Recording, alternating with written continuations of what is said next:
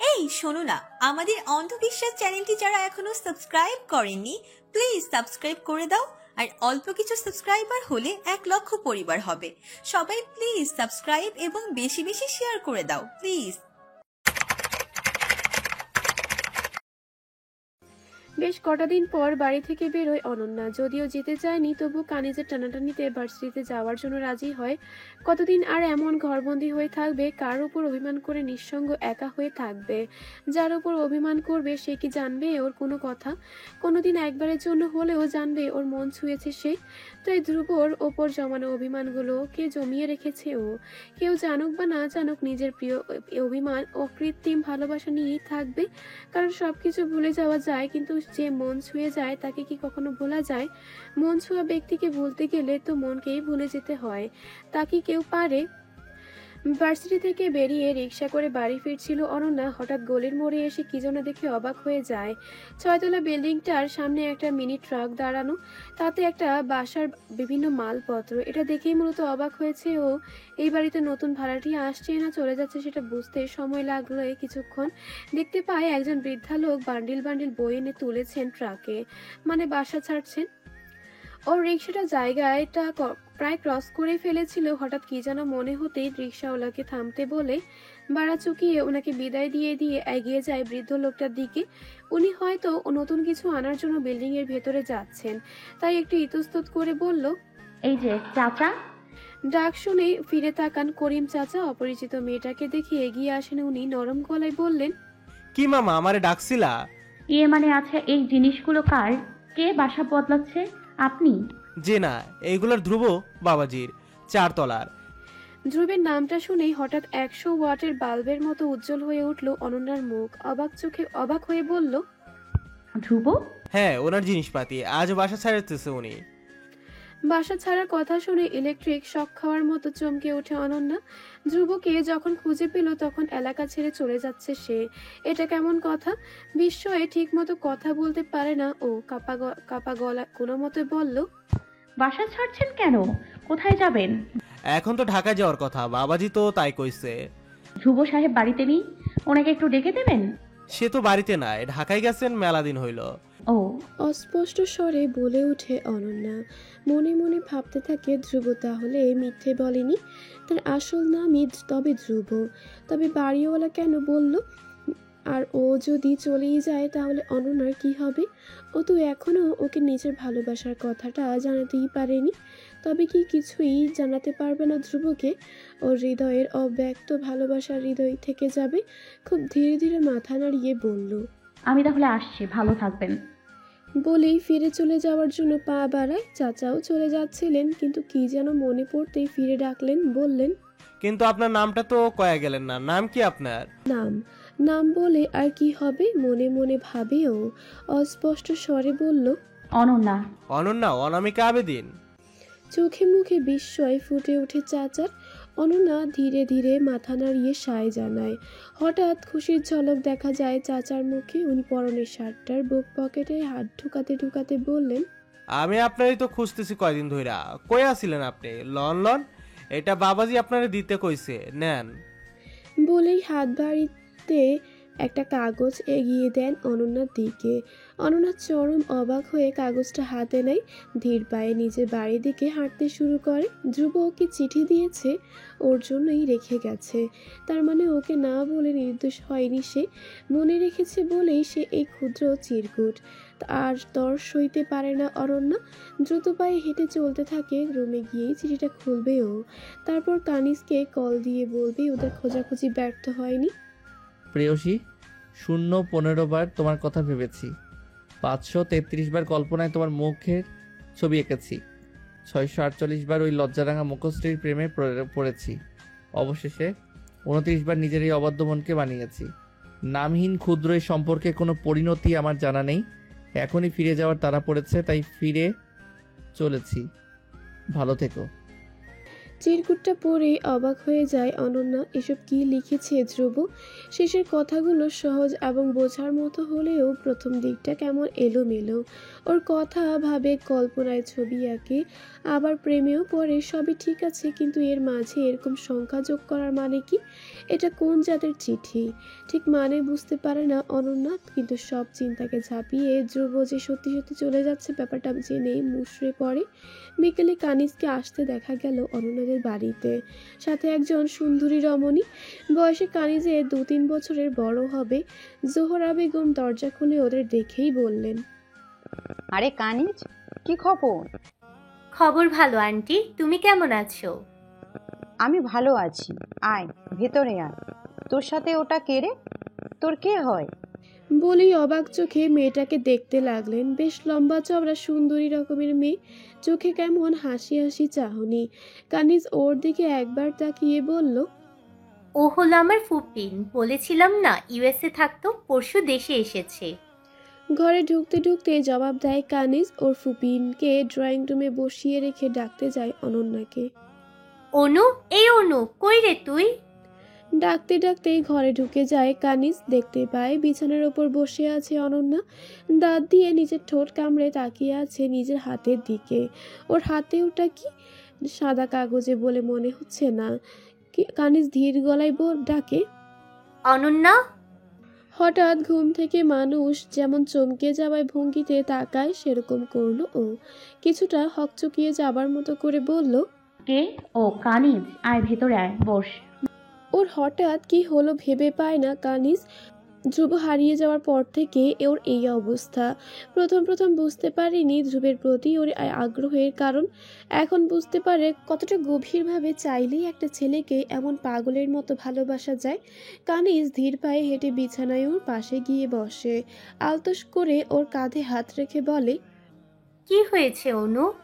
ও কেমন নিষ্প্রভ চাহনিতে মুখ তুলে তাকায়। চেহারাটা কেমন মলিন, মুখের দুপাশে ঝুলে আছে অবিন্যস্ত রুক্ষ চুল। মেয়েটা মুখে কিছু না বলে হাত বাড়িয়ে কাগজটা এগিয়ে দেয় কানিজের দিকে। ও অবাক চোখে কাগজটার দিকে তাকায়, সেটা হাতে নিয়ে পড়ার চেষ্টা করে। প্রথমেই চোখ যায় পৃষ্ঠার শেষ অংশের নামটার উপর, সেখানে লেখা ধ্রুব। হঠাৎ এক চিলতে হাসির ঝিলিক ফুটে ওঠে ওর ঠোঁটের কোণায়। তার মানে ধ্রুব নিখোঁজ হয়নি, কিছু হলেও খোঁজ আছে। চিরকুটটা পড়ার পরেই নিভে যাওয়া প্রদীপের মতো আধার এসে ঘনায় কানিজের মুখে। ও মন খারাপ করে অনন্যার পানে যায়। তার কোমল গাল দুটিতে এখন অশ্রুধারা বইছে। ফর্সা নাকের ডগাটা কান্নার দরুন লাল হয়ে গেছে। সে ঠোঁট কামড়ে নিজেকে শান্ত রাখার আপ্রাণ চেষ্টা করছে, কিন্তু লাভ হচ্ছে না। কান্নার দমকে কেঁপে কেঁপে উঠছে তার শরীর। হঠাৎ কিং কর্তব্য বিমূঢ় হয়ে পড়ে কানিজ। আলতো করে ওর মাথাটা নিজের কাঁধের উপর রাখে, মাথায় হাত বুলিয়ে দিতে দিতে অস্থির গলায় বলল, কাঁদছিস কেন পাগলি? ও চিঠি ভুয়া, ধ্রুব হারায়নি, ও আছে এই শহরে, কোথাও যায়নি। মিথ্যে সান্ত্বনা কেন দিচ্ছিস তুই? আমি জানি ও নেই, ও নেই। ও বলে গেছে ও নেই, ও নিজের ঠিকানায় ফিরে গেছে, আর আসবে না, কোনোদিনও না। নাস্তার ট্রেটা টেবিলের উপর রাখলেন জোহরা বেগম। ট্রে থেকে পিরিচ আর হাফ প্লেট কটা টেবিলে রাখতে রাখতে আর চোখে দেখতে লাগলেন সোফায় বসা মেয়েটাকে। সে একটা ম্যাগাজিন হাতে নিয়ে পেজ উল্টাচ্ছিল, তাই হয়তো ওনাকে দেখেনি।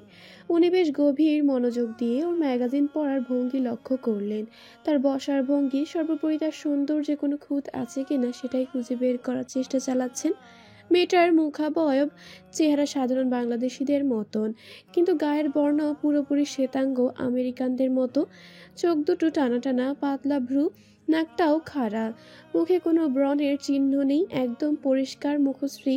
তবে গাল দুটো লাল, চোখের মনি কালো, কিন্তু চুলগুলোতে হালকা খয়েরি রঙের ছোঁয়া আছে। ভালো করে খুঁটিয়ে খুঁটিয়ে লক্ষ্য করলেন উনি। না, চোখে পড়ার মতো কোনো খুঁত নেই। এখন কথা বলে দেখতে হবে মন মানসিকতা, আচার আচরণ, দৃষ্টিভঙ্গি কীরকম। আর সবচেয়ে বড় কথা, এর বাংলা উচ্চারণ কেমন। বিদেশি মেয়ে বলে কথা, ভাষাই তো তার ক্ষেত্রে সব। উনি ট্রেটা সাইডে রেখে মেয়েটার পাশে গিয়ে বসলেন। হাসি হাসি কণ্ঠে প্রশ্ন করলেন, কেমন আছো তুমি? তুমি করে বললাম, কিন্তু কিছু মনে করো না। মেয়েটা মিষ্টি করে হাসলো, হাতের ম্যাগাজিনটা বন্ধ করে মাথা নাড়ল।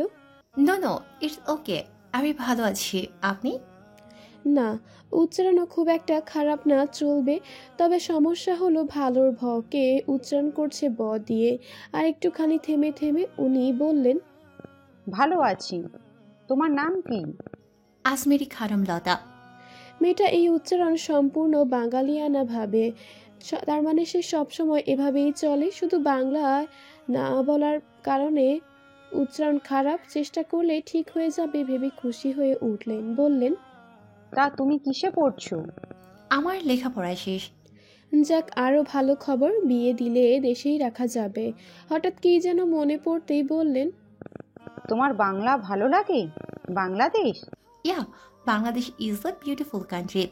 কানিজ আমাকে বলেছে এখানে অনেক সুন্দর সুন্দর জায়গা আছে। আমি এখানে ঘুরতে চাই, কিছুদিন থাকতে চাই। I want to stay here for some days. সত্যি? এখানে এখানে থাকতে চাও? ঘুরতে চাও? Of course, I want to travel this country. I want to know about Bengali culture. It's really attractive. I love this. তাহলে কোথায় কোথায় ঘুরেছো?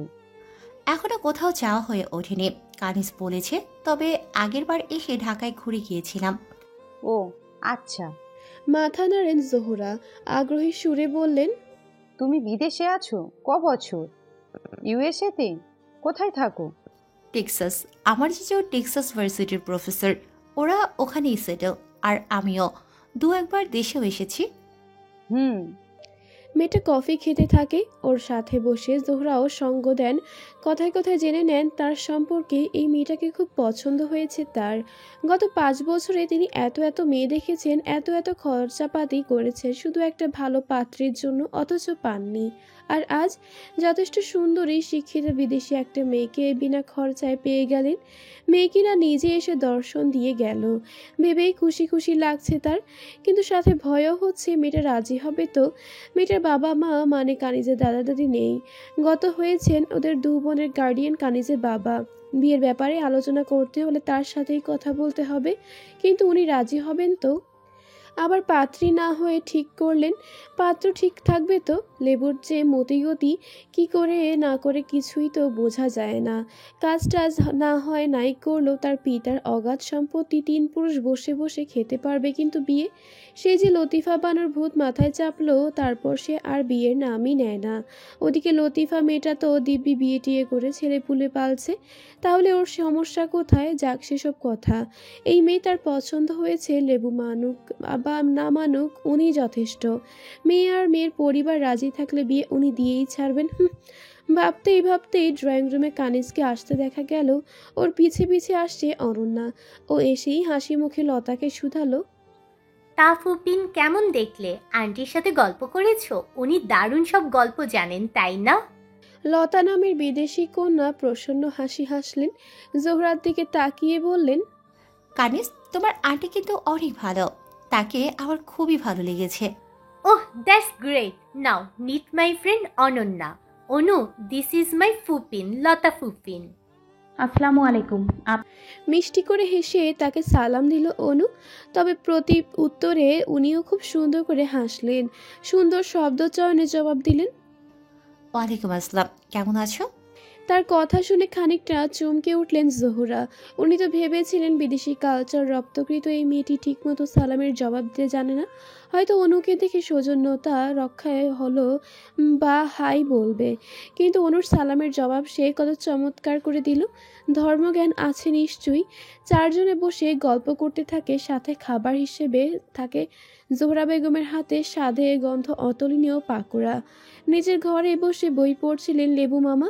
অনেকক্ষণ ধরেই বাহিরের নানাবিধ শব্দ তার কর্ণকুহরে প্রবেশ করছে, কাজে ব্যাঘাত ঘটাচ্ছে। কয়েকটা নারী কণ্ঠস্বর ড্রয়িং রুম থেকে ভেসে আসছে। পরিচিত এবং অপরিচিত কণ্ঠের ভিড়। এই সময় আবার বাড়িতে কে এলো? কানিজ। হ্যাঁ, ওর কণ্ঠ শোনা যাচ্ছে বটে, তবে সাথে অপরিচিত আরেকটা স্বরও পাচ্ছে। এটা তবে কে? কিরে কোনাসি বেগম, কি খবর? বলতে বলতেই এগিয়ে আসলেন উনি। হঠাৎ সেখানে বসে থাকা এক সুদর্শনীকে কন্যাকে দেখে চোখ আটকে গেল তার। সে হাসি মুখে অনন্যার সাথে কী নিয়ে যেন কথা বলছে। অনুও বেশ গম্ভীর মনোযোগ দিয়ে সে কথা শুনছে। উনি যে কানিজকে কুঞ্চি বেগম বলে সম্বোধন করেছেন, ব্যাপারটা বোধহয় খেয়াল করল না সে, বরং ওনাকে দেখে খুশিতে লাফিয়ে উঠল। আরে মামু তুমি, এসো এসো, এদিকে এসো, বসো। উনি এগিয়ে এসে কানিজের পাশের সিঙ্গেল সোফাটায় গিয়ে বসলেন। তার মুখোমুখি অবস্থায় বসে আছেন জোহরা বেগম, কানিজের পাশে বিদেশিনী লতা আর পাশে অনন্যা। লেবু মামাকে দেখে মনে মনে বেশ উচ্ছ্বাস বোধ করলেন জোহরা বেগম। লতাকে উদ্দেশ্য করে বললেন, পরিচিত হয়ে নাও, লেবু আমার ছোট ভাই, আর ও হচ্ছে লতা, কানিজের ছোট ফুপি। নিজের বড় বোনের কণ্ঠে লেবু নামটা শুনে চমকে উঠলেন লেবু মামা। শেষমেশ তার নিজের বোনই তাকে এই নামে পরিচয় করিয়ে দিচ্ছে, এটা কেমন কথা? বিদেশি একটা মেয়ের সামনে এই কেমন সম্বোধন? মানিজ্যতের ফালুদা হয়ে গেল না? লেবু, ইউ মিন লেমন? অবাক হয়ে প্রশ্ন করলেন লতা। কানিজ হঠাৎ লাফিয়ে উঠে বলল, Yeah, she means that his actual name is Levo, but you can also call me Lemon. কোনাসি Begum, দাঁতে দাঁত চেপে বিড়বিড় করে কানিজকে ডাকলেন লেবু মামা, কিন্তু সে পাত্তা দিল না, বরং দাঁত কেলিয়ে সুন্দরী মেয়েটার সামনে তার নামে বানিয়ে বানিয়ে অনেক গল্প বলতে লাগলো। তার লেবু নামটা হওয়ার পেছনের গল্প এবং এ সম্বোধন করলে তার কি রিয়েকশন হয় সেসব কথা মশলাপাতি মিশিয়ে ফুলিয়ে ফাঁপিয়ে হাস্যরসাত্মক করে উপস্থাপন করলো। সব শুনে মামা রেগেই আগুন, আর বিদেশিনী তো হেসেই খুন। ব্যাপারটা ভীষণ অপমানিত বোধ করলেন উনি। ইচ্ছে করতে লাগলো এক চড়ে কানিজের কানের বাত্তি নাড়িয়ে দেন, কিন্তু সবার সামনে কিছু বলতে পারলেন না, শুধু বললেন, ওসব বাচ্চা কাচ্চার কথা বিশ্বাস করবেন না। আপনি আমাকে লুত্তর বলে ডাকবেন। গভীর রাত, চারদিকে পিন পতন নীরবতা বিরাজমান। মাঝে মাঝে ঝিঝি পোকার একটা ঝিঝি ডাক শোনা যাচ্ছে, কাছে পিঠেও কোথাও আস্তানা গেড়েছে সেটা। জানালা দিয়ে ল্যাম্পপোস্টের আলো এসে পড়েছে বিছানায়, পর্দার ফাঁক দিয়ে গ্রিলের ছায়া ফেলেছে সেখানে। আলোটার দিকে একদৃষ্টিতে তাকিয়ে আছে অনন্যা। তীর তীর করে ঘড়ি কাটার সময় চলে যাচ্ছে, তবুও চোখের তারায় ঘুম নেই ওর। একটু পর পর পাশ বদলাচ্ছে, অক্ষিগোলকের মণিটা পুরো ঘরময় ছুটে বেড়াচ্ছে মস্তিষ্কের ভেতর, জাল বুনছে মাকড়সা। তবে সেটা নিজের ভেতর জমানো আঠালো রস দিয়ে নয়, ধ্রুবকে নিয়ে অজানা বিনুনির জাল, রহস্যের জাল। ওকে নিয়ে সব জল্পনা কল্পনাগুলোই তো দু চোখের ঘুম কেড়ে নিয়েছে ওর। চাইলেও আর দু চোখের পাতা এক করতে পারে না। রহস্যময় সে ছেলেটা ওর ভেতরটা চারকার করে দিয়েছে, ওর হৃদয় মন ছুঁয়ে দিয়েছে, ওর বুকের ভেতর জমানো অসীম প্রেম নিয়ে গেছে, কিন্তু তার ঠিকানা দিয়ে যায়নি। জানালা দিয়ে বাইরে তাকিয়ে আছে অনন্যা। ল্যাম্পপোস্টের ঝুলন্ত তারগুলো সব সার বেঁধে আছে, এর মাঝে একটা তারে বসে আছে দুটো ফিঙ্কে পাখি। কুচকুচে কালো তাদের শরীর, শুধু লম্বা লম্বা কালো মশমশে লেজ দুটোই আলাদা বৈশিষ্ট্য হয়ে আছে তাদের। পাখি দুটো ঠোঁটে ঠোঁট লাগিয়ে কি যেন করছে, মনে হচ্ছে শুনশান এই এলাকায় তারা বসে একজোড়া প্রেমিক জুটি চুটিয়ে প্রেম করছে। কি সাবলীল তাদের ভঙ্গি! অনু মুগ্ধ চোখে তাকিয়ে থাকে। ইনসোমনিয়ার বেদনা সে ভুলে গেছে। ধূপ! হঠাৎ কি যেন পড়ার শব্দ হলো, ভারী কিছু মেঝেতে পড়েছে, কিন্তু কি? অনন্যা চৌকিতে দৃষ্টিতে সেদিকে তাকায়। ব্যালকনির দরজাটা হাঁ করা, ঝুলন্ত পর্দাগুলো বাতাসে উঠছে, তার ফাঁক দিয়ে ব্যালকনিতে সোজা দৃষ্টি গেল ওর। একটা কালো অবয়ব দাঁড়িয়ে আছে, কালো প্যান্ট, কালো হুডি, সর্বাঙ্গই কালোর আস্তরণে মোড়ানো, হুডি দিয়ে মাথা আর মুখের অর্ধেকটাই ঢাকা, চোখে কালো সানগ্লাস আর নিচে নিজাব মাস্কে মুখটা ঢাকা। অজানা ব্যক্তিটি ধীর পায়ে ঘরের দিকে এগিয়ে আসে।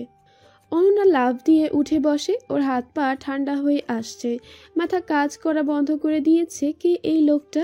কেন আসছে এদিকে? ভয় পেয়ে ঢোক গিলতে শুরু করে, চিৎকার করার চেষ্টা করে, কিন্তু আশ্চর্য, গলা দিয়ে স্বর বেরোচ্ছে না। ও বিস্ফোরিত দৃষ্টিতে তাকিয়ে থাকে।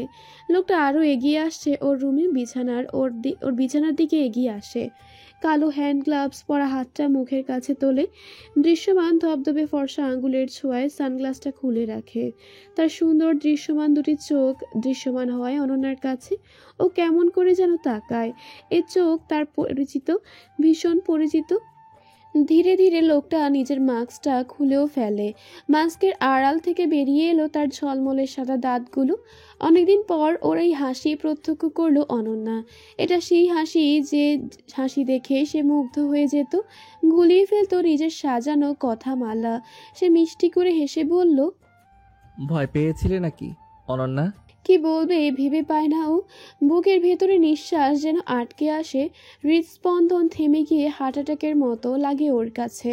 রুদ্ধশ্বাসে কোনো মতে বলল, আপনি আমি ছাড়া এত রাতে কে আসবে? আর প্রায় রাতেই তো আমি আপনার ঘরে আসি। কেন জানেন না বুঝি? বলে আবারও হাসে। ও মুগ্ধময় দৃষ্টিতে তার হাসিটা দেখে।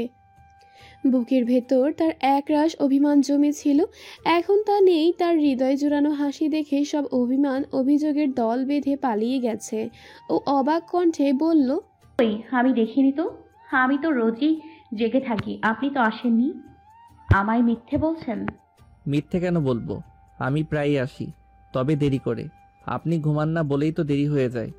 আচ্ছা সরুন দেখি, আমি একটু বসবো। বলেই অনন্যার পাশে জায়গা করে নেয় ধ্রুব। ও এখনো বিস্ময়ের রেশ কাটাতে পারেনি ধ্রুব হঠাৎ করে কেন কিভাবে এলো, পুরোটাই মাথার উপর দিয়ে গেছে ওর। আপনি আমার উপর অভিমান করেছিলেন, রাগ হয়েছিল। নেই কেন? এই যে আপনি চলে এলেন তাই। আচ্ছা, আপনি হঠাৎ করে চলে গেলেন কেন? জানেন আমি আপনাকে কত খুঁজেছি। কেন খুঁজেছেন? কোনো দরকার ছিল? কিছু বলবেন? বলবই তো। বলে লাজুক হেসে মাথা নামিয়ে নেয় ধ্রুব। বিস্ময়ে বলল, কি? ভালোবাসি। জি? বলেছি আমি আপনাকে ভালোবাসি। তাই? অনন্যার দিকে তাকিয়ে ভ্রু নাচায় ধ্রুব। ও কি করবে ভেবে পায় না, মৃদু কণ্ঠে হুম বলে জড়িয়ে ধরে ওকে। এ তার কত অপেক্ষার পর প্রাপ্তি, কত প্রতীক্ষিত মাহেন্দ্রক্ষণ। তার জীবনের সবচেয়ে বড় চাওয়া এই ছেলেটাকে তার নিজের করে পাওয়া, শুধু তার ব্যক্তিগত করে। ছেলেটা হারিয়ে গিয়েছিল তার জীবন থেকে, আবার ফিরে এসেছে, এখনও আর কখনোই ওকে যেতে দেবে না, কিছুতেই না। ভেবে আরও বেশি আঁকড়ে ধরলো ওকে। কিন্তু হঠাৎ কি হলো ঠিক বোঝা গেল না। ভোজবাজির মতো হাওয়া হয়ে গেল ধ্রুব নামের ছেলেটা। অনন্যা হকচকিয়ে চারপাশে তাকালো, দুর্বল কণ্ঠে ডাক দিল। ধ্রুব। নিজের কণ্ঠস্বর প্রতিধ্বনি হয়ে ফিরে আসে তার কানে। উত্তেজিত হয়ে আবারও অন্ধকারে ডাক ছড়ে, ধ্রুব সাহেব, কোথায় আপনি? হঠাৎ নিজেকে পাগল পাগল হয়ে ওর কাছে টান দিয়ে গা থেকে খাতাটা ফেলে দেয়। তড়িঘড়ি করে খাট থেকে নেমে দাঁড়ায়, চারপাশে দৃষ্টি ফেলে আবারও ডাকে, আপনি কোথায়? প্লিজ আমার সামনে আসুন। ও দৌড়ে গিয়ে ব্যালকনির দরজায় এসে দাঁড়ায়। পুরো ব্যালকনিটা ভালো করে দেখে, একদম নিচ পর্যন্ত চেক করে, কোথাও কেউ নেই। বৃথা জেনেও শেষবারের মতো বলে, ধ্রুব সাহেব, কোথায় হারিয়ে গেলেন? আপনি জানেন না আমি আপনার অপেক্ষায় থাকি? জানেন না আমার মন ছুঁয়েছেন আপনি? চিপসারের কেবিনে বসে আছে বর্ষণ, পাশেই প্রদোষ, আর তাদের ঠিক সামনে চিপসার। ছিমছাম পরিবেশে ঠান্ডা একটা ঘর, সাদা টাইলসে মেঝে ঢাকা, দেয়ালে আঁকা হালকা আকাশি রঙের পেইন্ট। সে রং এতই হালকা যে সাদা সঙ্গেই যেন মিলিয়ে গেছে বলে মনে হয়। রুমে একটি মাত্র জানালা, কিন্তু সেও সারা জীবন পর্দার আড়ালেই আবৃত থাকে। চিপসার থমথমে মুখ করে একটা ফাইলে চোখ বুলাচ্ছেন। ফাইলটা প্রদোষের করা, বহুত খাটাখাটনি করে বেচার এই ফাইলটা বানিয়েছে, আর এখন এটা সাইন করাতে এনেছে চিপসারের কাছে। চিপ মহাশয় গভীর মনোযোগ দিয়ে সে ফাইলগুলো চেক করছেন। তার মনোযোগ আর মাঝে মাঝে আর চোখে তাকাচ্ছে প্রদোষের দিকে। প্রদোষ ভীত চাহনিতে নত মুখে বসে আছে। বর্ষণের অবশ্য ভাবনা চিন্তা নেই, সে বেশ আরামপ্রিয় ভঙ্গিতে বসে বসে চিপসারের আর প্রদোষের মুখখানা পর্যবেক্ষণ করছে। বেশ কিছুক্ষণ পর ফাইলটায় সাইন করলেন স্যার। সেটা প্রদোষের দিকে বাড়িয়ে দিতে দিতে বললেন, 7 দিনের পানিশমেন্টের পর প্রদোষ সাহেবের ভুঁড়ি কমেনি দেখছি। কথাটা যে ব্যঙ্গাত্মক সেটা বলাই বাহুল্য। বর্ষণ সে কথা শুনে ফিক করে হেসে উঠল, আর প্রদোষ কিছুটা লজ্জায় পড়ে গিয়ে মাথা চুলকাতে লাগলো। বিনীত গলায় বলল, কি করব স্যার, খেতে যেতে ভালো লাগে। কিন্তু খেতে খেতে ফুটবল হয়ে গেলেও তো সমস্যা। চাকরি বাকরি করে খাবেন কি করে? স্যারের কথার সূক্ষ্ম খোঁচাটা ঠিক ধরতে পারে প্রদোষ। এই স্যারটা এমন হেসে হেসে খোঁচা মারেন, আবার কখনো ডিরেক্ট অ্যাকশনে গিয়েও বাস দেয়। তাই সাবধানে থাকতে হয় সব সময়। ফাইলের কাজ যেহেতু শেষ, তাই চলে যাওয়াই শ্রেয় মনে করলো। উঠতে উঠতে বলল, আমি তাহলে আসছি স্যার। আমি কি আপনাকে আসতে বলেছি? কেমন একটা হাসি দিয়ে পাল্টা প্রশ্ন করলেন স্যার। প্রদোষ তার ফাটা বেলুনের মতো মুখ নিয়ে বলল, জি না। তাহলে বসুন। প্রদোষ নিবিড়স মুখে বসে পড়ে। উনি এবার বর্ষণের দিকে তাকিয়ে বললেন, মিস্টার রায়ান, আমি এবং আমার পুরো টিম আপনার সাম্প্রতিক কালের কাজটার জন্য খুবই আনন্দিত। এত বড় একটা মাদক চক্রকে আপনি ধরিয়ে দিয়েছেন।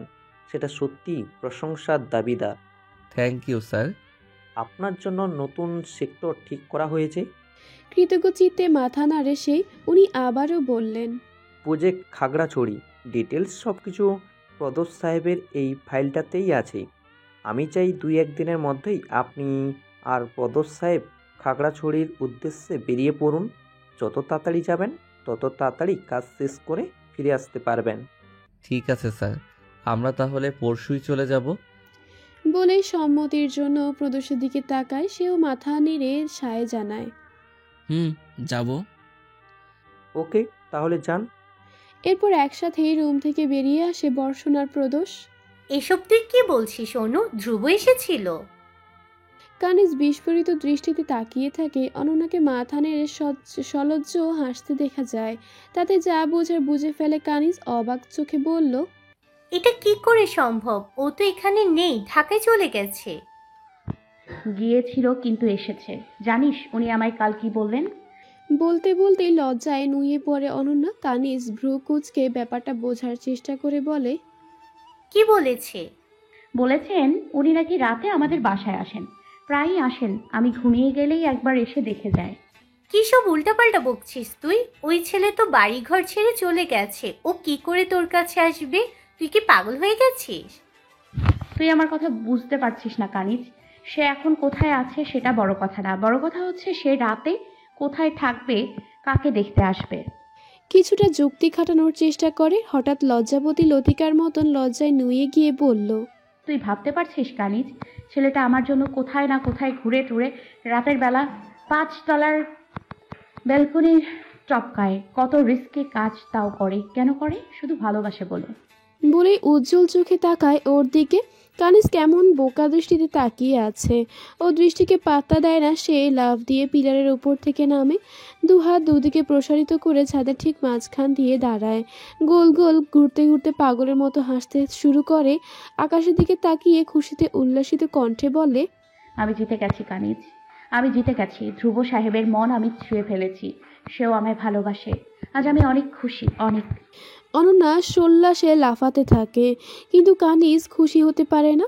ও বুঝতে পারে অনন্যার মানসিক অবস্থা। ধ্রুবকে নিয়ে অতিরিক্ত চিন্তার ফলেই ও এমন ভুলভাল বকছে। প্রিয় বন্ধুর এমন অনাকাঙ্ক্ষিত পরিণতি দেখে ভীষণ মন খারাপ হয় ওর। মেয়েটার ভালোবাসা যে কত গভীর সেটা বুঝতে পারে। ইস, কি ক্ষতি হতো ধ্রুব ছেলেটা থেকে গেলে। এত ভালোবাসা, এত গভীর প্রেম ও আর কোথায় পাবে? সে যত্ন সে হারিয়েছে, তা কি কখনো ফিরে পাবে সে? দুজনে ছাদ থেকে নেমে ফ্ল্যাটে ঢুকে ড্রয়িং রুমে বসে কথা বলছেন জোহরা বেগম আর তার ফুপি লতা। আজকাল এই বাসায় নিয়মিত আসেন উনি।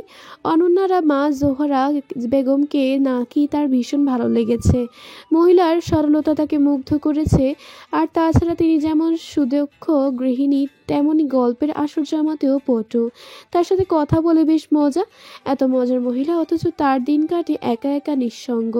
বাড়ির সবাই যে যার মতো ব্যস্ত, ওনাকে সময় দেওয়ার কেউ নেই। তাছাড়া মহিলা যত সুন্দর বাংলা বলেন আর ওকে বাঙালিয়ানা সংস্কৃতির যত বড় মজার মজার জিনিস দেখান, তাতে সত্যিই মুগ্ধ হয় সে।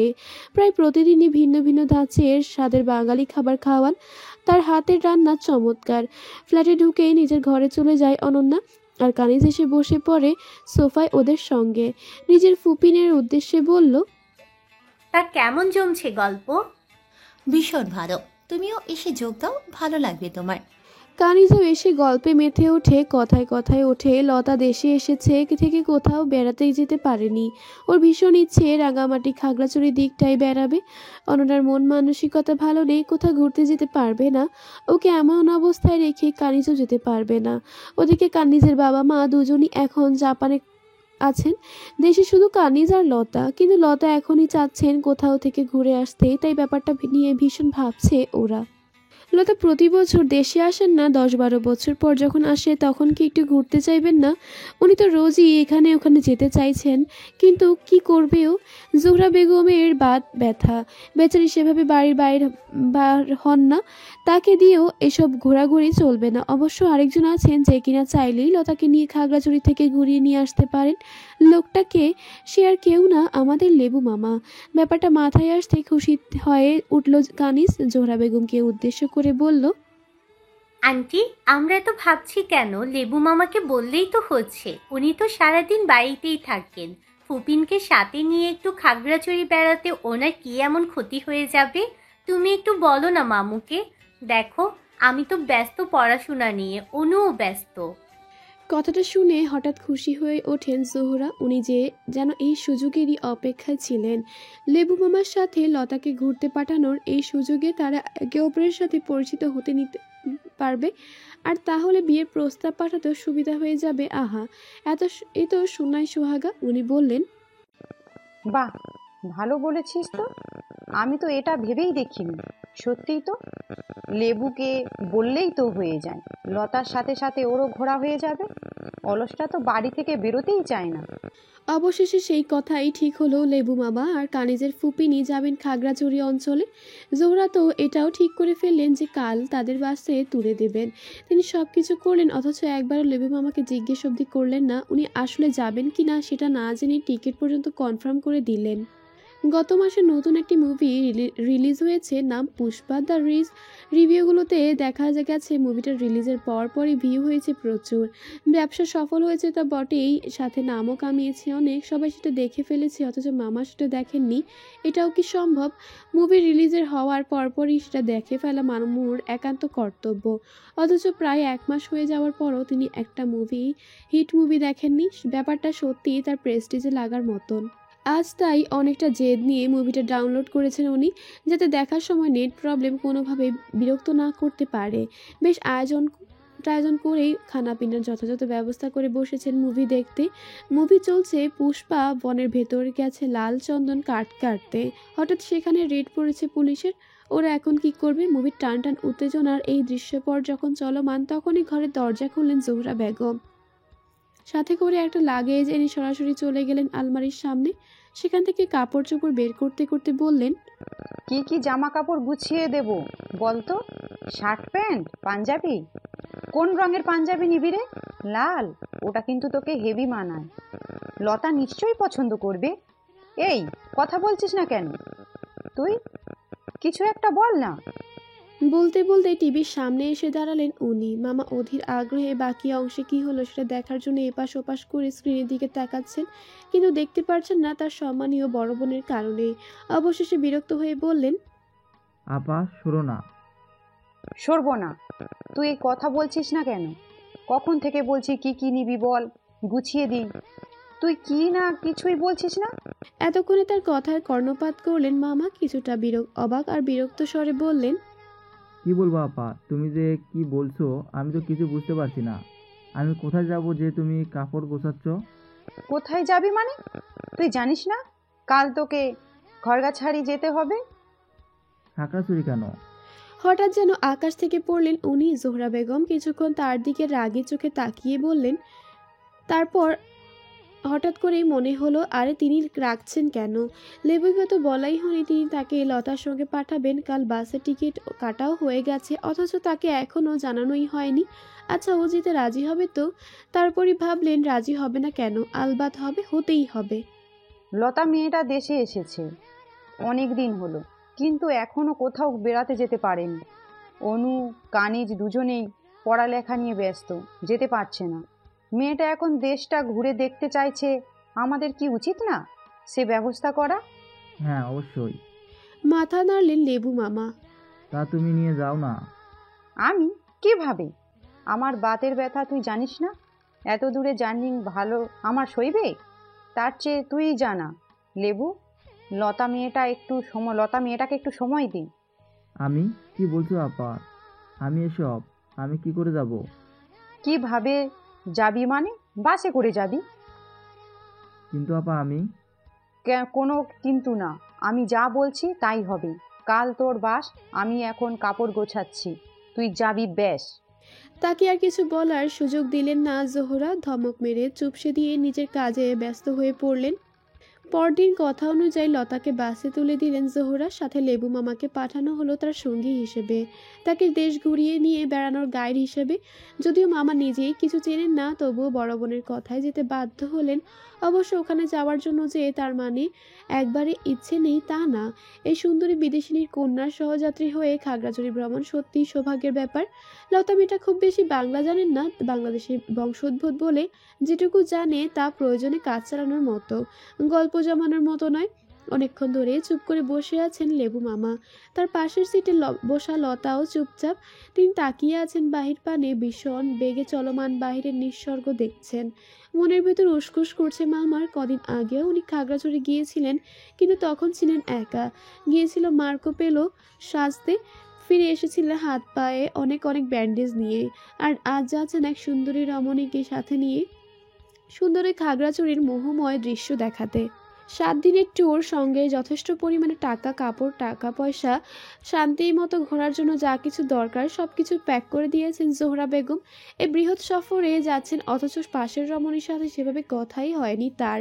কথা বলা উচিত, অথচ কি বলবেন ভেবে পাচ্ছেন না। অনেক চিন্তা ভাবনার পর বললেন, বাংলাদেশ কেমন লাগছে আপনার? লতা হয়তো শুনতে পেলেন না, তাই কিছুক্ষণ অপেক্ষা করে আবারও ডাকলেন, মিস লতা, মিস লতা। এতক্ষণে হুঁশ হলো তার। জানালা দিয়ে থেকে দৃষ্টি ফিরিয়ে মামার দিকে তাকালেন, হাসি হাসি চাউনি দিয়ে জিজ্ঞেস করলেন, হোয়াট ডিড ইউ সে? মানে আমি বলছিলাম বাংলাদেশে আপনার কেমন লাগে? দেশে এসেছেন, থাকছেন, অনুভূতি কেমন? প্রশ্ন শুনে মিষ্টি করে হাসলেন লতা। বা হাতে একপাশের চুলগুলো নেড়ে বললেন, বাংলাদেশ ইজ রিয়েলি বিউটিফুল, ভীষণ সুন্দর। তবে তবে কি? আগ্রহী চোখে তাকান মামা। উনি আবারও বললেন, এখানে একটু গরম, কেমন ভ্যাবসা গরম। তা আছে বটে, তবে আমাদের সাথে সেটা মানিয়ে যায়। আপনি বিদেশি, আপনার তো স্যুট করবেই না। ভুল বললেন, I am not foreigner, I am a Bangladeshi, Bangali. মেয়েটার প্রতিবাদ দেখে হাসলেন মামা, কিছুটা ফোড়ন কাটার মতো করে বললেন, আপনি যে বাঙালি, ভাষা শুনলে মনে হবে না। Are you insulting me? সূক্ষ্ম চোখে তাকান লতা। মামা হঠাৎ কি বলবেন ভেবে পেলেন না, মাথা চুলকে বললেন, আমি আপনাকে অপমান বা ইনসল্ট করছি না, শুধু বলেছিলাম আপনার ভাষার কথাটা। আপনার কণ্ঠটা খুব সুন্দর, এ কণ্ঠে ভাঙা ভাঙা বাংলা মানায় না। নিজের প্রশংসা শুনে কেন যেন খুশি হয়ে উঠলেন লতা।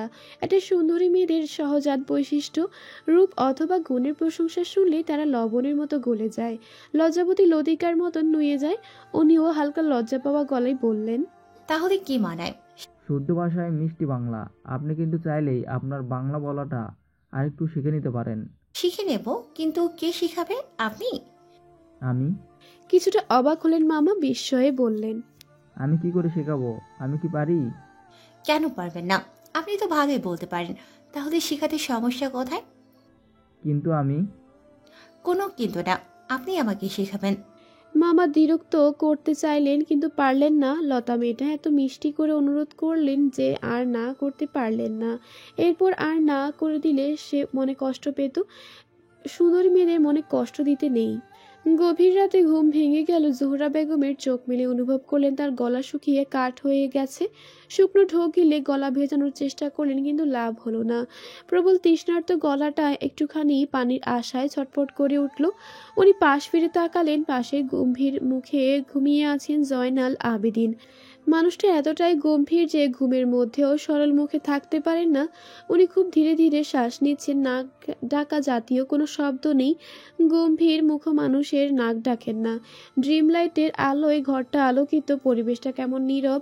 গা ছমছমে। দূর থেকে ভেসে এলো একটা কুকুরের ঘেউ ঘেউ আওয়াজ। ভয়ে কেঁপে উঠলেন জোহরা বেগম। এরকম পরিবেশে উনি একা একা বেরোবেন, কিন্তু না বেরোলেও তো চলবে না। গলা শুকিয়ে যে কাঠ, ভিজিয়ে না নিলে যে স্বস্তি মিলবে না।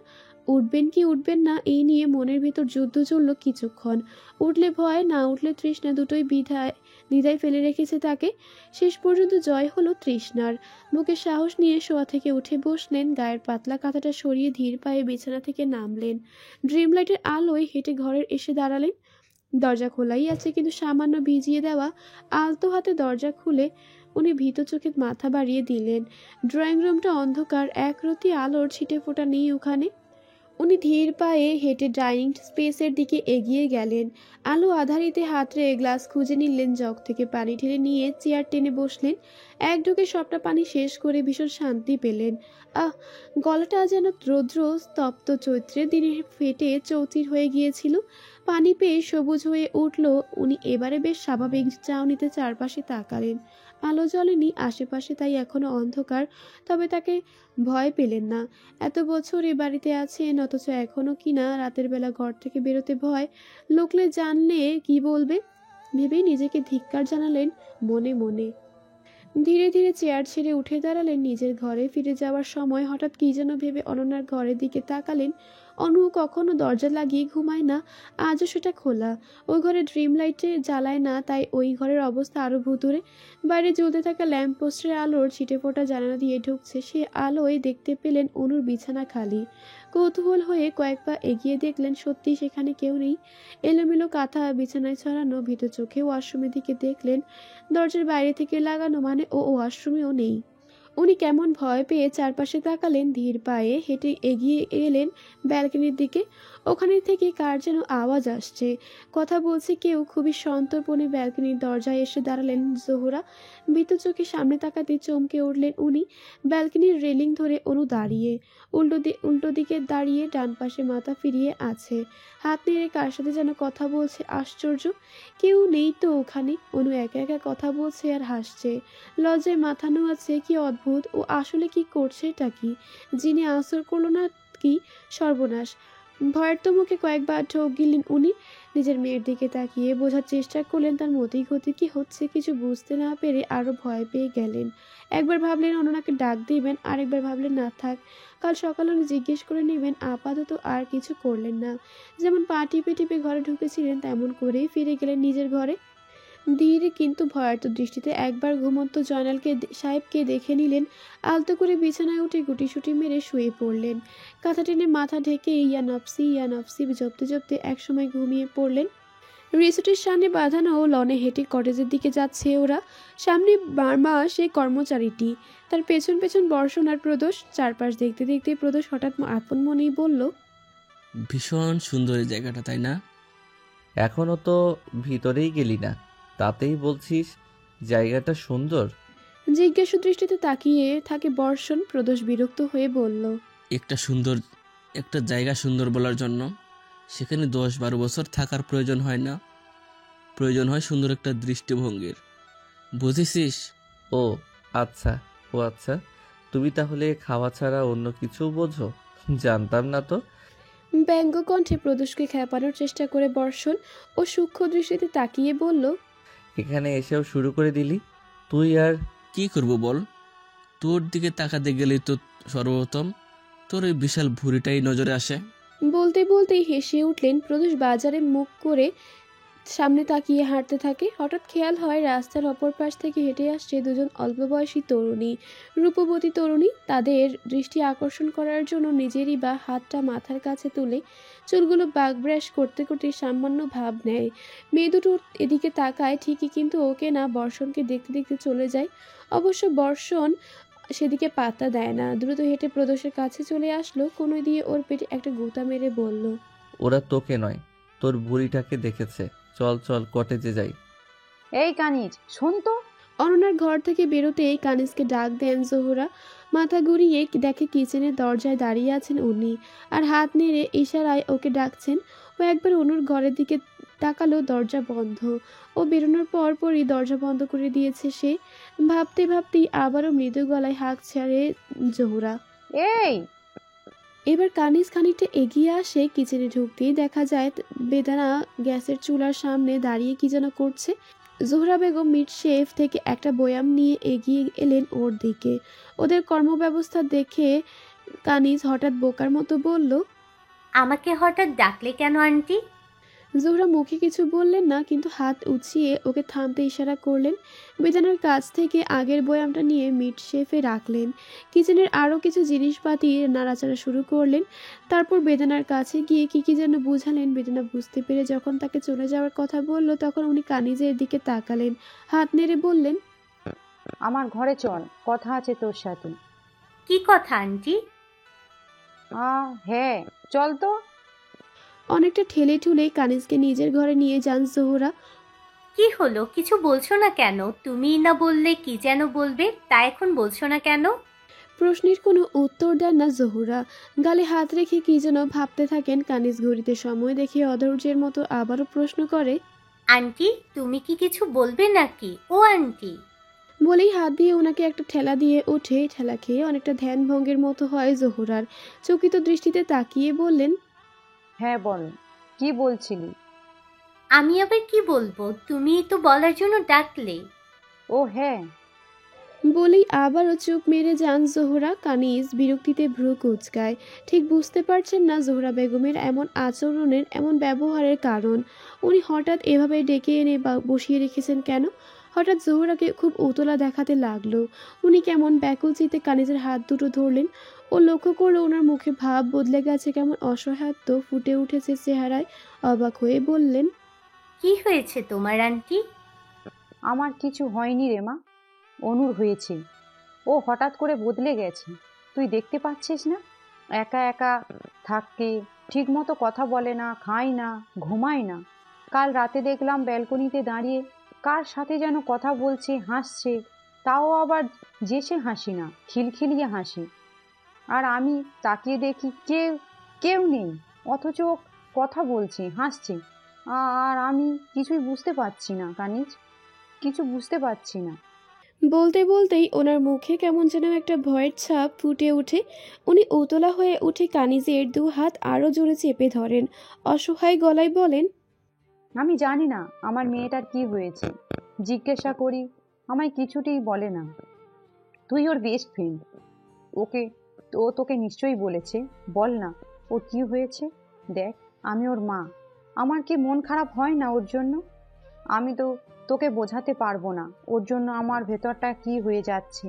বুকের ভেতরটা জ্বলে যাচ্ছে ওর এমন মলিন মুখ দেখে। আমার ফুটফুটে সুন্দর রাজকুমারীর মতো মেয়েটা কেমন করে বদলে গেল। কানিজ, তুই তুই আমাকে খুলে বল প্লিজ। আমি জানি ও তোকে সব বলেছে, ও তোকে না বললে থাকতেই পারে না। বল না মা, বল। কানিজ কি করবে ভেবে পায় না। জোহরা বেগম ফুপিয়ে ফুপিয়ে কাঁদতে থাকেন। নিজের একমাত্র মেয়ের জন্য তার কি অসীম ব্যাকুলতা, কত ভালোবাসেন ওকে। অথচ ওর বাবা মা যে যার মতো বিজনেস নিয়ে ব্যস্ত, ওর খোঁজ নেওয়ার জন্য যেন কারো সময় নেই। কদিন পরপরই তারা এদেশ থেকে ওদেশ দৌড়ে বেড়াচ্ছেন। আর এই এখন যেমন জাপানে আছেন। লতা ফুপিন যে দেশে এলো, তাতে একবারও কি দেশে আসার দরকার মনে করলেন না?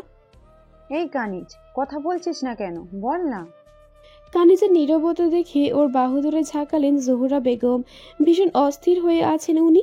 অনন্যার এমন পরিবর্তন উনি যেন কিছুতেই মেনে নিতে পারছেন না। অবশেষে মুখ খোলে কানিজ কাঁপা কাঁপা গলায় কণ্ঠে বলল, তুমি আমাকে এ ব্যাপারে জিজ্ঞেস করো না আন্টি, আমি বলতে পারবো না। অনু আমার বন্ধু, আমি ওকে প্রমিস করেছি। এ আমার পক্ষে অসম্ভব। তুমি ওকে জিজ্ঞেস করো, ও বলবে তোমাকে, নিশ্চয়ই বলবে। ও বলবে না বললেই তো তোকে জিজ্ঞাসা করছি। প্লিজ মা, আমায় এমন করিস না, আমাকে সবটা খুলে বল। অনুর কি হয়েছে আমার তো সেটা জানতে হবে, তাই না? আমি তো ওর মা, আমাকে বল। কানিজ ভীষণ দ্বিধায় পড়ে যায়, কি করা উচিত চিন্তা করে। একদিকে বন্ধুকে দেওয়া কথা রাখার পালা, অন্যদিকে বন্ধুর অসুস্থতার কথা ভেঙে দেওয়ার পালা। কোনটা করবে ও? অনু একটা ছেলেকে ভালোবাসে। ছেলেটার নাম ধ্রুব। অদ্ভুত চরিত্র ছেলে, কি করে না করে আমরা কিছুই জানি না। অদ্ভুত অদ্ভুত কথা বলে। ওর সাথে সম্পর্ক কি ভেঙে গেছে অনুর? অনেকটা স্তম্ভিত চাহনিতে প্রশ্ন করেন জোহরা।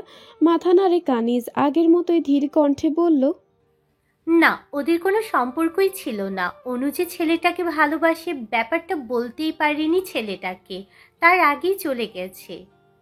কোথায়? আমি সঠিক জানি না কিছু, তবে শুনেছি ঢাকায়। ওর জন্যই অনুর এমন অবস্থা।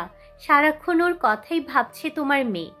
ছেলেটার কোনো নাম্বার আছে তোর কাছে কানিজ? নাম্বারটা আমায় দে, আমি ওর সাথে কথা বলবো। হঠাৎ ধীর কণ্ঠে প্রশ্ন করলেন জোহরা বেগম। কানিজ হাতে কিছুটা ভয় পেয়ে বলল, তুমি কি করবে? সেটা আমার ব্যাপার। আমি যেমন করে পারি ছেলেটাকে ম্যানেজ করব। প্রয়োজন হলে ওর ঘর জামাই রাখবো। তবু আমার মেয়েটাকে এমন কষ্টে সইতে পারবো না। কানিজ প্লিজ মা, মা আমার নাম্বারটা আমায় দে, আমি কথা বলে দেখি। জোহরার কথা শুনে কিছুটা স্বস্তি পায় কানিজ। একটা দীর্ঘশ্বাস ফেলে বলল, নাম্বার তো নেই, ইভেন যোগাযোগের কোনো ওয়ে নেই। আমরা সব দিক দিয়ে ট্রাই করেছি, তার কোনো কন্ট্যাক্ট নাম্বার, কোনো লোকেশন কিচ্ছু জানতে পারিনি। এখন আমরা কি করব বলো, কি করতে পারি? ওর প্রশ্নের জবাবে আর কিছু বললেন না জোহরা বেগম। বাঁ হাতে নিজের অশ্রুসিক্ত গাল দুটি মুছে নিলেন। নিশ্চুপ হয়ে ভাবতে লাগলেন নিজের একমাত্র মেয়ের ভবিষ্যৎ পরিণতি। মিস্টার লুৎফর, আপনি কি গান গাইতে পারেন, বাংলা গান? হাঁটতে হাঁটতেই প্রশ্ন করলেন লতা। মামা হঠাৎ অবাক চোখে তাকিয়ে বলেন, গান?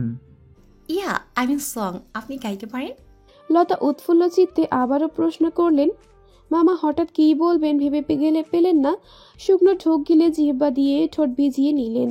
দাঁত দিয়ে নিচের ঠোঁটে কামড় দিয়ে কিছুক্ষণ কি যেন ভাবলেন, তারপর লাজুক গলায় বললেন, বাংলা গান শুনতে আমার ভালোই লাগে, কিন্তু কখনো তো গেয়ে দেখিনি।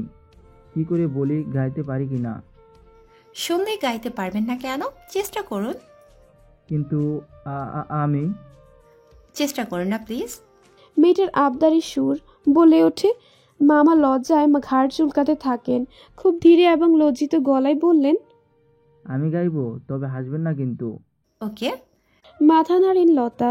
মামা ধীরে ধীরে সুর তোলেন, আমি চিনি গো চিনি তোমারে গো বিদেশিনী, আমি চিনি গো চিনি তোমারে ও গো বিদেশিনী, তুমি থাকো সিন্ধু পারে, তুমি থাকো সিন্ধু পারে, ও গো বিদেশিনী, ও গো বিদেশিনী। দেখেছি শরৎ প্রভাতে, তোমায় দেখেছি মাধবী রাতে, তোমায় দেখেছি শরৎ প্রভাতে, তোমায় দেখেছি মাধবী রাতে, তোমায় দেখেছি হৃদয় মাজারে, তোমায় দেখেছি হৃদয় মাজারে, ওগো বিদেশিনী। আমি আকাশে পাতিয়া কান শুনেছি, শুনেছি তোমারই গান, আমি আকাশে পাতিয়া কান শুনেছি, শুনেছি তোমারই গান। আমি তো তোমারে সপেছি পান গো বিদেশিনী, আমি তো তোমারে সপেছি পান গো বিদেশিনী। ভুবন ভূমিয়া শেষে আমিও এসেছি নতুন দেশে, ভুবন ভূমিয়া শেষে আমিও এসেছি নতুন দেশে, আমিও অতিথি তোমার দ্বারে ও গো বিদেশিনী, আমিও অতিথি তোমারই দ্বারে ও গো বিদেশিনী, ও গো বিদেশিনী, ও গো বিদেশিনী, ও গো বিদেশিনী। Is this a Tagore song? সঠিক জানি না, হতে পারে। I'm sure this is Tagore's song, and you know, Tagore is my favorite. He is the versatile genius. ঠিক বলেছেন, উনি শুধু গানে না, বাংলা সাহিত্যের সব ক্ষেত্রে অবদান রেখে গেছেন, নোবেলও পেয়েছেন, জানেন কি? শুনেছি বাংলাদেশে তার থাকার বাড়িটাও আছে, তাই না? জি, কুষ্টিয়ায় শিলাদহ কুটিবাড়ি গিয়েছিলেন। ইচ্ছে আছে, কিন্তু যাওয়া হয়ে ওঠেনি। বাংলাদেশে তো আমার আশাই হয় না, এত সুন্দর একটা দেশ, অথচ। আপনি এদেশটাকে খুব ভালোবাসেন, তাই না? দেশে থেকে যেতে চান? উত্তরে মলিন হাসেন লতা। অন্যদিকে দৃষ্টি সরিয়ে বলেন, আমার ইচ্ছের কোনো দাম নেই।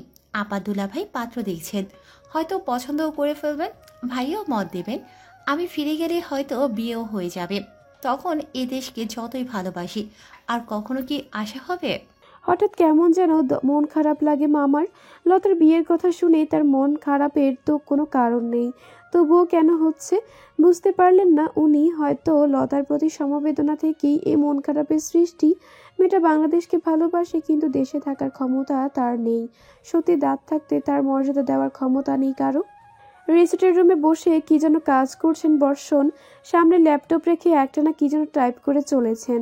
কটেজের পাশের রুমেই আছে প্রদোষ, যে কিনা এখন ঘুমোচ্ছে। এই অবলায় কোন আক্কেলে ঘুমোতে গেল ব্যাপারটা ধরতে পারে না বর্ষণ। বিকেলের সময় কোথায় বাইরে বেরোবে, নতুন ইনফরমেশন কালেক্ট করবে, তা না, অবেলায় ঘুম। ঘুম তো ঘুম না, একেবারে নাক ডাকা ঘুম। সমান তালে প্যাপও করেই যাচ্ছে। শব্দের ঠেলা নিজের ঘরে বসেও শান্তি পাচ্ছেন না। ব্যাককলটার উপরে চরম মেজাজ খারাপ হচ্ছে। একসময় রাগে ফিকতে ফিকতে অসহ্য হয়ে ওঠে ওর। বারবার টাইপ ভুল হচ্ছে শুধুমাত্র ওর এই নাক ডাকাডাকির শব্দে। অসহ্য। ধুম করে ল্যাপটপের জ্বালাটা বন্ধ করে দেয়, বা হাতে তুলে চালিয়ে ব্যাক ব্রাশ করে, রাগে চুল টেনে ধরে, দাঁত দিয়ে ঠোঁট কামড়ে বসে থাকে। তবুও রাগ সংবরণ করতে না পেরে দ্রুত পায়ে নেমে হাঁটা দেয় প্রদোষের ঘরে। বেতাল সুরে নাক ডাকছে প্রদোষ। নিঃশ্বাস নেওয়ার সময় এক রকমের শব্দ, তো ছাড়ার সময় আরেক রকম। শ্বাস প্রশ্বাসের দমকে সমান তালে তার বিশাল ভুঁড়িখানা ওঠানামা করছে। একটা সেন্ডো গেঞ্জি আর ধুতি পরে ঘুমিয়েছে সে। সামনে থেকে ঘুমন্ত এই ব্যক্তিটিকে দেখা দাঁত কিরমির করে ওঠে বর্ষণ। বেটা কাম নেই, কাজ নেই, ও শুধু ঘুম। দাঁড়া দেখাচ্ছি। আশেপাশে কোনো কিছু খুঁজে পায় না ও। জুতো সই কিছুই একটা পেলে ধরে আচ্ছা মতো কয়েকটা বাড়ি মারতো মাথায়, কিন্তু কিছু না পেয়ে সর্বশেষ আরেকটা কাজ করে বর্ষণ। বা হাতের দুটো আঙুল দিয়ে হঠাৎ করে ওর নাক চেপে ধরে। 1 2 3 হঠাৎ ধরপড়িয়ে চিল্লিয়ে ওঠে প্রদোষ। ও মা ঘো, আগুন লেগেছে গো, বাঁচাও বাঁচাও, ফায়ার সার্ভিস। ওর চিৎকার শুনে বাঁকা হাসি দেয় বর্ষণ। নাক ছেড়ে দিয়ে ওর মাথায় একটা গাঁটটা মেরে দেয়। উল্টো ঘুরে নিজের রুমের দিকে যেতে যেতে ওয়ার্নিং দিয়ে যায়, আগুন তো এখনো লাগেনি, বেঁচে গেলি। নেক্সট টাইম খালি তোর এই প্যাপোর শব্দ শুনতে পাই, দেখিস তখন ধুতির ভেতর আগুন লাগিয়ে দেব। বলেই শীষ বাজাতে বাজাতে প্রস্থান করে সে। আর সদ্য ঘুম থেকে জাগ্রত প্রদোষ বোবার চাহনিতে তাকিয়ে থাকে সেদিকে। বোকার মতো তাকিয়ে চিন্তা করে ওর দোষটা আসলে কোথায়, কেন এই অসময়ে এসে বর্ষণ তার কাঁচা ঘুমটা ভাঙালো। ইস, কি সুন্দর স্বপ্ন সে দেখছিল, কি সুন্দর একটি মেয়ে, আর সে হাতে হাত ধরে হেঁটে বেড়াচ্ছে রিসোর্টের শান বাঁধানো রাস্তায়। মিষ্টি মিষ্টি প্রেমালাপ, আলতো করে প্রেমিকার ঘাড়ে মাথা রাখা, আর একটা সময় ঠোঁট ঠোঁট ঠোঁট মিলিয়ে চুমু। কত কি যে করছিল ধ্যাত, সব মাটি করে দিল এই বর্ষণ। বেটা, তোর বিয়েই হবে না। মনে মনে বর্ষণকে উদ্দেশ্য করে অভিশাপ দিয়ে আবারও বিছানায় শুয়ে পড়ল। আবার যদি সে ঘুমটা আসতো, সেই সুন্দর স্বপ্নটার বাকিটা দেখতে পারত। পড়ার টেবিলে নীরস মুখে বসে আছে অনন্যা। আজকাল পড়তে বসতে আর ভালো লাগে না, একদমই না। মন পড়ে থাকে অন্য জায়গায়, অন্য চিন্তায়।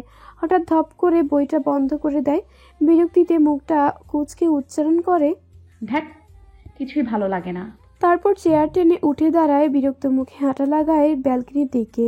এই রুমটা তার অসহ্যকর লাগছে, কেমন গোমট অস্থির করা ঘর। নিঃশ্বাস আটকে যায় প্রতিক্ষণে। কি করবে কিছু বুঝে উঠতে পারে না জাগ্রতিক। কাজকর্মে মন নেই, মনে শুধু ওই ধ্রুব নামক ব্যক্তির চিন্তায়। বুঝতে পারে প্রচণ্ড বিষণ্ণতায় ভুগছে সে, শুধু ধ্রুবর বিরহে। ব্যালকনিটাকেও আর ভালো লাগে না ওর কাছে। বাইরের উথাল পাথাল বাতাসে ঠিকমতো যেন শ্বাস নিতে পারছে না। বিরক্ত হয়ে ফিরে আসে ঘরে। ধীর পায়ে রিডিং টেবিলের সামনে এসে দাঁড়ায়। তাক থেকে একটা বই টেনে বের করে, সুন্দর মলাটের একটা বই। হিমু হাতের কয়েকটি নীলপদ্ম। কভার পেজে উল্টাতেই বেরিয়ে আসে ভাঁজ করা একটা কাগজ। সেটা হাতে নিয়ে বইটাকে আবার আগের স্থানে রেখে দেয়। দেয়ালে হেলান দিয়ে দিতে ভাঁজটা খুলতে থাকে। দৃশ্যমান হয় ধ্রুবের হাতের লেখাটা। এটা ধ্রুবের দেয়া প্রথম ও শেষ চিঠি। এর আগে বা পরে কোনো চিঠিই দেয়নি। অন্য চিঠিটা বারবার পড়তে থাকে। চিঠিটা বড় অদ্ভুত, অধিকাংশই তার বোধগম্য হয়নি। প্রতিটি লাইনের শুরুতে কিছু সংখ্যা লাগানো। এর মানে কি? কোনো কিছু বিশেষ কিছু? কেমন খটকা লাগে ওর। চিঠিটা এর আগেও সে বহুবার পড়েছে, পড়তে পড়তে প্রায় মুখস্থ হয়ে গেছে, তবু এই সংখ্যাগুলোর কোনো মানে খুঁজে পায়নি। আজ হঠাৎ কি যেন মনে হলো ওর। চেয়ার টেনে আবারও নিজের জায়গায় বসে পড়ে। এখন মস্তিষ্ক তার সচল, দ্রুত গতিতে তার রক্ত সঞ্চালন হচ্ছে। উত্তেজনায় হাত পা কাঁপতে থাকে, তবুও সাহস করে একটা প্যাড টেনে নেয় সামনে। চিঠির সংখ্যাগুলো পরপর লিখে 0155। আতকে উঠে অনন্যা, এটা তো একটা নাম্বার, 11 ডিজিটের মোবাইল নাম্বার। তার মানে সংখ্যাগুলো অহেতুক লেখা নয়, এটি একটা টেকনিক। ধ্রুব ইচ্ছে করে এমন চিঠি লিখেছে, নিজের কন্ট্যাক্ট নাম্বার দিয়ে গেছে। হঠাৎ মাথা খারাপের মতো হয়ে যায় ওর। আর কিছু ভাবতে পারে না, দৌড়ে গিয়ে বিছানার কাছে যায়, কাঁথা বালিশ সরিয়ে ফোনটা খুঁজতে থাকে। কিছুক্ষণ তোলপাড়ের পর অবশেষে হাতের নাগালে পায় ওটা। ডায়ালারে গিয়ে ছটপট ডায়াল করতে থাকে। না, কাগজ দেখার প্রয়োজন নেই তার, সংখ্যাগুলো তার মুখস্থই আছে। উত্তেজনায় হাত পা ঠান্ডা হয়ে আসে ওর। বুকের ভেতর মাংসল পিণ্ডটা যেন স্পন্দিত হতে ভুলে যায়। শিরা উপশিরায় চলমান রক্তকণাগুলো যেন প্রচণ্ড শীতল হয়ে ওঠে। গলা শুকিয়ে কাঠ হয়ে যায়। জিভ দিয়ে ঠোঁট ভিজিয়ে নেয়, কিন্তু কাজ হয় না। হাঁপানি রোগীর মতো হাঁ করে নিঃশ্বাস নিতে থাকে। ফোনটা রিসিভ হলে কি বলবে সে? ভেবে পায় না ধ্রুব কি ওকে চিনতে পারবে, জানে না সে। অনন্যার তুমুল উত্তেজনার মাঝেই ফোনটা কেটে যায়, কারণ মোবাইলে অপারেটর থেকে তখন জানিয়ে দেওয়া হয়েছে আপনার কাঙ্ক্ষিত নাম্বারটিতে এই মুহূর্তে সংযোগ দেওয়া সম্ভব হচ্ছে না। Sorry, the number you are. হঠাৎ হাত থেকে ফোনটা পড়ে যায় ওর।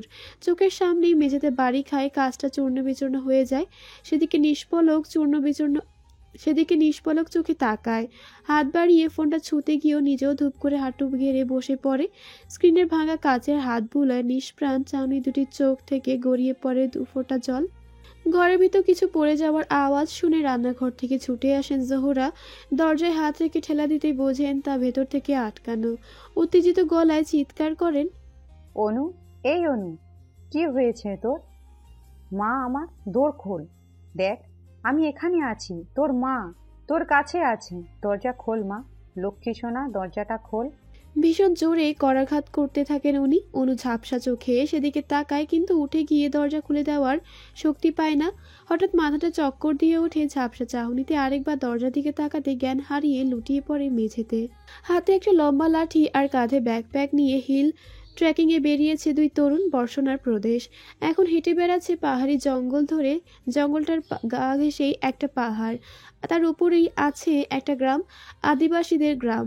পর্যটকদের উদ্দেশ্যে সে গ্রাম হলেও তারা সেদিকে যাবে না। এই পাহাড় ঘেঁষেই এগিয়ে যাবে আরেকটু সামনে। হঠাৎ করে প্রদোষ বলে ওঠে, আর কত হাঁটবো আমরা? অনেক তো হলো। তোর কি মনে হয় আমরা ট্রাভেল করতে বেরিয়েছি? ভ্রু কুচকে প্রশ্ন করে বর্ষণ ও থতমত খেয়ে বলল, না মানে আজ তো অনেকটা চলে এসেছি, চল না রিসোর্টে ফিরে যাই, কিছু একটা খেয়ে দে। তো রিসর্ট থেকে এতটা রাস্তা আপনি আবার কি করে আসবেন? প্লেনে চড়ে? না আপনার শ্বশুর হেলিকপ্টার পাঠাবে? বেশি ফ্যাস না করে জোরে হাঁটা লাগা, তো যত তাড়াতাড়ি পৌঁছাবো ততই লাভ। বর্ষণের ধমক খেয়ে চুপসে যায় প্রদোষ। মুখটা হাওয়া বেরিয়ে যাওয়া বেলুনের মতো মুখটা করে বলল, তুই সবসময় এমন করিস কেন?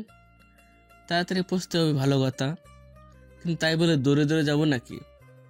দরকার হলে তাই যাব, চল নে গো।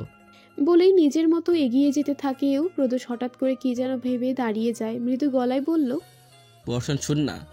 একটু দূরে এগিয়ে হঠাৎ মাথা ঘুরায় বর্ষণ দেখতে পায় প্রদোষ 2 হাত কোমরে রেখে হা করে নিঃশ্বাস নিচ্ছে। ভ্রু কুচকে বলল, কি রে, দাঁড়িয়ে গেলি কেন? একটু শ্বাস নেই দোস্ত। আচ্ছা হয়েছে, এখন চল। কি না? হঠাৎ আর্তনাদ করে ওঠে সে। বর্ষণ অবাক গলায় বলল, না কেন, তুই যাবি না? হ্যাঁ যাবো, কিন্তু কিন্তু কি? এখন একটু কিছু খেয়ে নেই না দোস্ত? বেশি না, মাত্র 2টা স্যান্ডউইচ আর একটা বার্গার প্লিজ। এইটা তোর কাছে মাত্র? প্লিজ দোস্ত, না করিস না। বিরক্ত মুখে সায় জানায় বর্ষণ। কাছেই একটা ছায়া ঘেরা জায়গায় বসে পড়ে। ব্যাকপ্যাক থেকে পানির পটটা বের করতে করতে চারপাশ দেখে নেয়। সূর্য এখন হেলে পড়েছে, ছায়া হয়ে গেছে দ্বিগুণ। মানে 2টো কি 3টে বাজে। হাতে সময় আছে আর 3 ঘন্টা। সন্ধ্যা নামার আগেই রিসোর্টে ফিরে যেতে হবে।